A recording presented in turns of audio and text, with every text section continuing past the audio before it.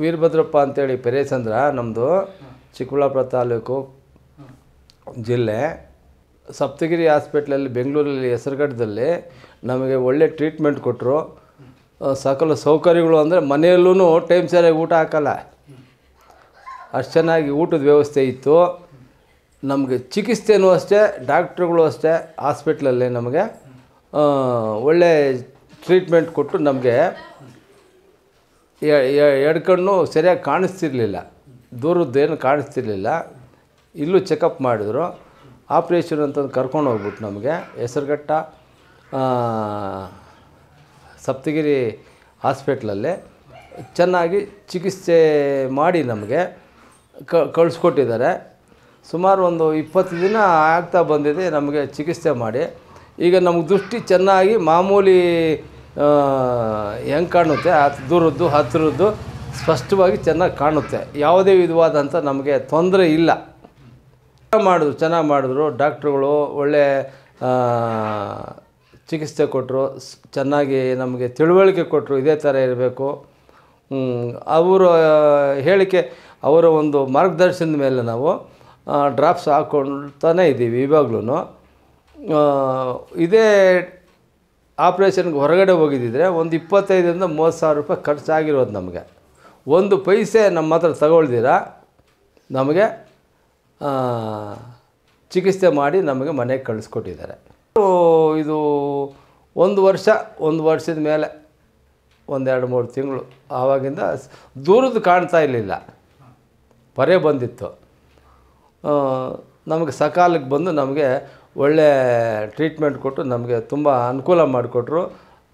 ನಮ್ಮ ಕಡೆಯಿಂದ ಯಾವುದೇ ವಿಧವಾದಂಥ ಹಣಕಾಸಿಂದು ಅವರು ತಗೊಳ್ಳಿಲ್ಲ. ಪ್ರತಿಯೊಂದು ಟ್ರೀಟ್ಮೆಂಟಿಂದ ಹಿಡ್ಕೊಂಡು ಡ್ರಾಪ್ಸಿಂದ ಹಿಡ್ಕೊಂಡು ಪ್ರತಿಯೊಂದು ನಮಗೆ ಫ್ರೀಯಾಗಿ ಮಾಡಿ ಕಳಿಸ್ಕೊಟ್ಟಿರ್ತಾರೆ ಸಪ್ತಗಿರಿ ಹಾಸ್ಪಿಟ್ಲ್ ಕಡೆಯಿಂದ. ಅದೇ ನಾವು ಇಂಥ ತೊಂದರೆ ಇದೆ ಅಂತಂದು ಹೇಳಿದ್ರೆ ಆಂಬುಲೆನ್ಸು ತಕ್ಷಣ ಬಂದು, ನಾವು ಡೈಲಿ ನೋಡ್ತಾನೆ ಇರ್ತೀವಿ ಊರಲ್ಲಿ ಬಂದು, ಪಕ್ಕದ ಹಳ್ಳಿಗಳಲ್ಲಿ ಬಂದು, ಸುತ್ತಮುತ್ತ ಹಳ್ಳಿಗಳವರು ಯಾವುದೇ ವಿಧವಾದಂಥ ತೊಂದರೆ ಮಾಡಿಲ್ಲ. ಇಂಥ ತೊಂದರೆ ಇದೆ ಅಂತಂದು ಹೇಳಿದ್ರೆ ತಕ್ಷಣ ಬಂದು ಕರ್ಕೊಂಡೋಗಿ ಅವರಿಗೆ ಹಾಸ್ಪಿಟ್ಲಿಗೆ ಬಿಟ್ಟು ಚಿಕಿತ್ಸೆ ಮಾಡಿಸ್ಕೊಡ್ತಾಯಿದ್ದಾರೆ. ಮೊನ್ನೆ 3 ದಿನದಲ್ಲಿ ಕೆಳಗಿನಪೇಟೆನಲ್ಲಿ ಒಂದು ಪೇಷಂಟ್ ಕರ್ಕೊಂಡೋಗಿದ್ದು, ನಾನು ಹೋಗಿದ್ದೆ ಅಲ್ಲಿಗೆ. ಅವ್ರನ್ನ ಕಳಿಸ್ಕೊಟ್ಟು ಆಂಬುಲೆನ್ಸಲ್ಲಿ ಹೊಟ್ಟೆನಲ್ಲಿ ಪ್ರಾಬ್ಲಮ್ ಆಗಿ ತಕ್ಷಣ ಆಂಬುಲೆನ್ಸ್ ಬಂತು, ಕರ್ಕೊಂಡೋಗಿ ಹಾಸ್ಪಿಟ್ಲಿಗೆ ಟ್ರೀಟ್ಮೆಂಟಿಗೆ ಬಿಟ್ಟಿದ್ದಾರೆ ಬೆಂಗಳೂರಲ್ಲಿ. ಬಸ್ಗಳೇ ಬಂದಿತ್ತು, ಆ ಬಸ್ಸುಗಳ ಮುಖಾಂತರ ನಮಗೆ ಫ್ರೀಯಾಗಿ ಕರ್ಕೊಂಡೋದ್ರು. ಪುನಃ ಅದೇ ಹಾಸ್ಪಿಟ್ಲಲ್ಲಿ ಎಲ್ಲ ಟ್ರೀಟ್ಮೆಂಟ್ ಆದಮೇಲೆ ಫ್ರೀಯಾಗಿ ಕರ್ಕೊಂಬಂದು ನಮ್ಮ ಊರುಗಳಲ್ಲಿ ನಮ್ಮನ್ನು ಬಿಟ್ಟಿದ್ದಾರೆ. ನಮಗೆ ಹೇಗೆ ಅನಿಸುತ್ತೆ ಅಂದರೆ, ಈಗಿನ ಕಾಲಕ್ಕೆ ಅವರೇ ನಮಗೆ ಮಣ್ಣಿನ ಮಗ ಅಂದರೆ ನಮ್ಮೂರಿನ ಮಗ. ನಮ್ಮ ಚಿಕ್ಕಬಳ್ಳಾಪುರಕ್ಕೆ ಒಳ್ಳೆಯ ಉನ್ನತವಾದಂತಹ ವ್ಯಕ್ತಿ, ಬಡ ಕುಟುಂಬದಲ್ಲಿ ಹುಟ್ಟು ಬಂದು ಇಷ್ಟು ಮಾತ್ರ ಜನಗಳ ಸೇವೆ ಮಾಡ್ತಾಯಿದ್ದಾರೆ ಅಂದರೆ ನಮ್ಮ ಪೂರ್ವಜನ್ಮದ ಪುಣ್ಯ. ಅವ್ರ ತಾಯಿ ಹೆಸರಲ್ಲಿ ಅಮ್ಮ ಆಂಬುಲೆನ್ಸ್ ಅಂತಂದು ಬಿಟ್ಟಿದ್ದಾರೆ. ಅವತ್ತು ಫಂಕ್ಷನ್ಗೆ ನಂದಿ ದೇವಸ್ಥಾನದ ಹತ್ರ ಮಾಡಿದ್ದು, ನಾನು ಹೋಗಿದ್ದೆ, ಬಹಳ ಸಂತೋಷ ಆಯಿತು. ಅದು ನಮ್ಮೆಲ್ಲರ ಪುಣ್ಯ.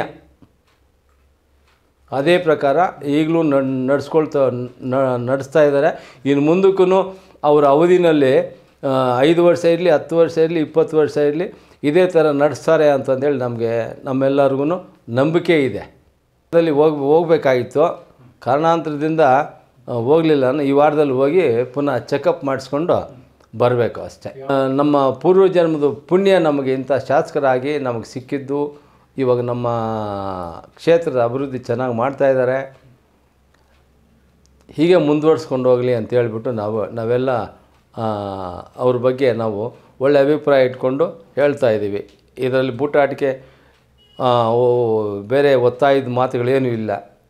ನಮ್ಮದು ಪೂರ್ವಜನ್ಮ ಪುಣ್ಯ ಇಂಥ ಶಾಸಕರು ನಮಗೆ ಸಿಕ್ಕಿರೋದು. ಹೀಗೆ ಮುಂದುವರಿಸ್ಕೊಂಡು ಬರಲಿ ಅನ್ನೋ ವಿಶ್ವಾಸದಲ್ಲಿ, ಆತ್ಮವಿಶ್ವಾಸದಲ್ಲಿ ನಾನು ಹೇಳೋದಕ್ಕೆ ಇಷ್ಟಪಡ್ತೀನಿ.